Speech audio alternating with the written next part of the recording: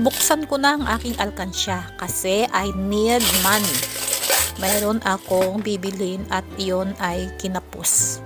So, buksan na kahit hindi pa siya puno. Kung puno siya sana is 100,000 yen or 10,000 at 10 lapad ang laman niyan.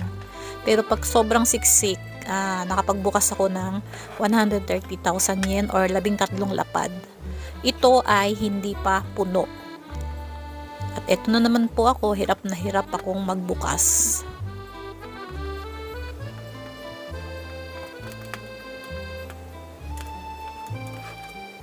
Hay, nabuksan din. Yan. Oops. Baka mahiwa ako. At kumuha ko ng panyo para doon natin ibuhos ang laman.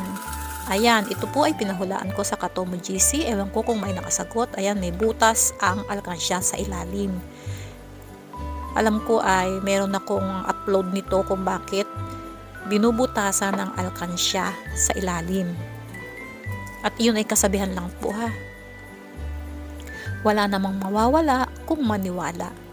At ito na, binilang ko na siya. Ang bawat tumpok ay 10,000 yen or isang lapad.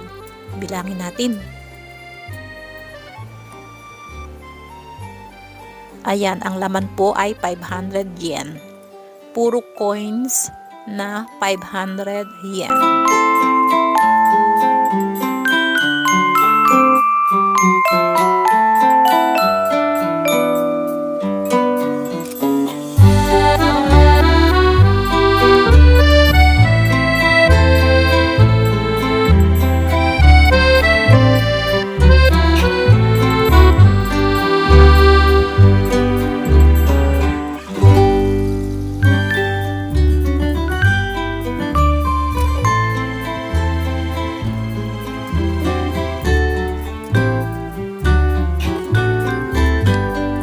Ayan.